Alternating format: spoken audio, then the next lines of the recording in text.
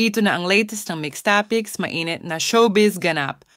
Asia's multimedia star Alden Richards. Masayang nagbahagi na gustong makatrabaho ang nag-iisang diyosa na si Anne Curtis. Ito ang nabanggit ni Alden sa kanyang speech after the contract signing sa Viva.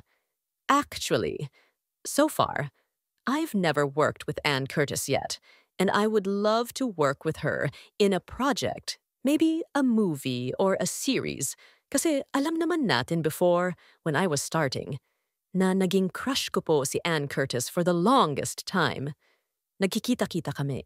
Nagkakaroon na kami ng chance to bond together, but actually work together? Not yet. So, I am looking forward for that, sabi ni Alden. Hopeful naman ang mga fans na sana matuloy ito. Sa pagbabahagi pa lang nito ni Alden, ay maraming mga fans ni Anne Curtis at Alden Richards ang natuwa at nagsabing aabangan umano nila ito kung sakaling matuloy.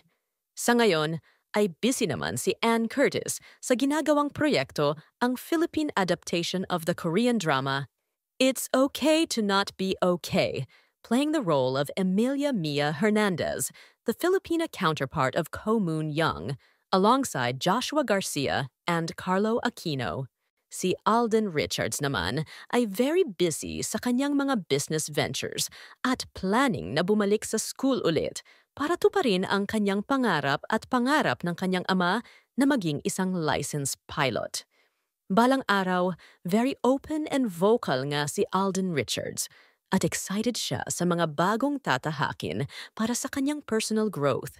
Excited din siyang harapin at tuparin lahat ng ito. Very positive naman palagi si Alden sa kanyang mga ninanais sa buhay. Kaya naman kahit na anong batikos at bash nila kay Alden Richards, ay hindi na lamang niya ito pinapansin at hindi na lang siniseryoso dahil wala naman daw ito maitutulong sa kanyang pagkatao. Ang mahalaga ay kilala at naniniwala sa kanya ang mga importanteng tao sa kanyang buhay.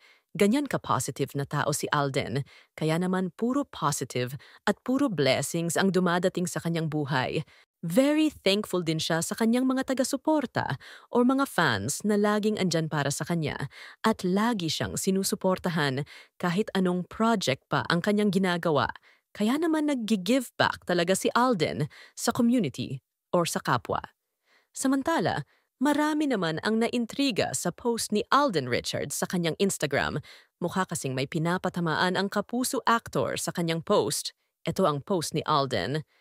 At the end of the day, always be kind. Naalala mo dati, sabi ko sa'yo, di ba? Sometimes being king is better than being right. Please always remember that. Ingat ka today. With heart emoji. Dahil dito marami ang napareact sa Instagram story ni Alden, marami ang napaisip kung ano ang hugot ni Tisoy at kung meron ba siyang pinapatamaan sa kanyang post na ito. Kung sabagay, marami talaga ang maiinggit sa natatamasa ngayon ni Alden at mga blessings na nare-receive. Well, lahat naman ng mga blessings na nakakamit ni Alden mula noon hanggang ngayon ay bunga ng kanyang dedikasyon at pagpupursigi sa kanyang trabaho. Super hardworking din kasi si Alden at pinagbubuti niya talaga ang kanyang career. Kaya naman deserve na deserve ni Alden ang sobrang popular ngayon. At magaling din talaga siyang artista. Very active din si Alden sa mga events na may kinalaman pagdating sa growth ng kanyang career at sa mga kapwa artista. Sabi nga ni Alden sa kanyang speech after ng contract signing sa Viva, I'm at a point in my life na I don't just make connections, I build relationships. Samantala, sobrang busy naman ni Catherine Bernardo sa kanyang Pilipinas Got Talent family at sa mga iba pa niyang ganap kagaya ng mga endorsements. Kaya kahit kaarawan ni Catherine ay hindi na nai-celebrate, syempre hindi naman pumayag ang PGT family ni Catherine. Naghahandog ang PGT ng cake at flowers para kay Catherine at nagpasalamat naman ang kapamilya actress sa inihandang ito. Para sa kanya, busy rin ang actress sa paghahanda ng pelikulang Elena, 1944. At syempre, hindi pa rin niya pinapabayaan ang pag-workout para ma-maintain ang ganda ng kanyang pangangatawan. Magiliw din palagi si Catherine sa tuwing pumapasok siya sa PGT dahil ito ang first time niya magtrabaho. Bilang isang hurado at aminado rin siya na bagong-bago ito para sa kanya. Dahil hindi naman lingid sa kaalaman, ay puro movie at teleserye ang genre ni Catherine, kaya very happy siya. na gawin itong proyektong ito, mas na-challenge pa umano siya lalo. Dahil kumbaga parang labas na ito sa kanyang pag-acting. Matalino naman si Catherine, kaya naman hindi rin siya mahihirapan mag-adjust.